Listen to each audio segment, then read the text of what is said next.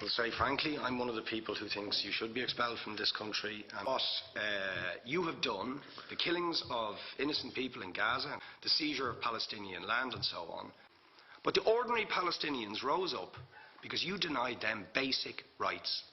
I lived there. It was apartheid. It was racism. It was endemic. It was rotten.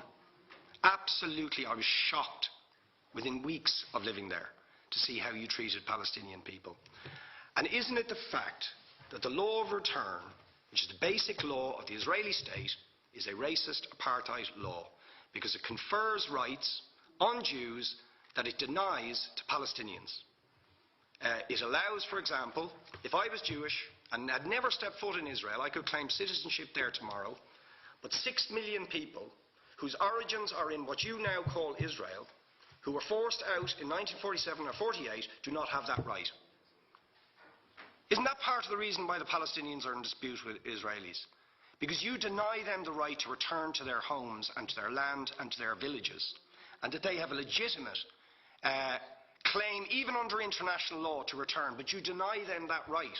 Why do you deny them that right?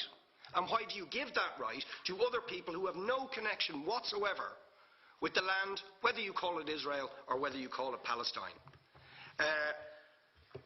Why do you continue to seize land?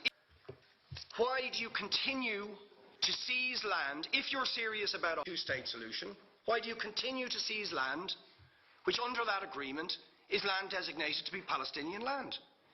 500,000 people. You allow that to happen. Why do you allow it to happen? If you're serious about giving this land to the Palestinians, are you not just taking us, Ambassador, for idiots? That you can say with a straight face, we're serious about peace, but while we're serious about peace, we're going to seize Palestinian land. Now, you know what the Palestinian people have been asking for. Far less even than some people would ask for. Because I believe the whole apartheid system should be dismantled. But what they've asked for is to lift the siege of Gaza. Just to lift the siege of Gaza. Let them not be dictated to by a government for whom they do not vote as to what can go in and out of their territories, whether they will have power, whether they will have clean water, whether they will have medicine.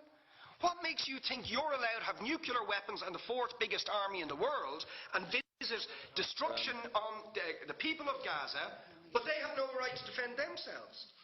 They have no territorial sovereignty over that land. Lastly, Ambassador, describe your state as an apartheid state, with different laws for people depending on their race or religion.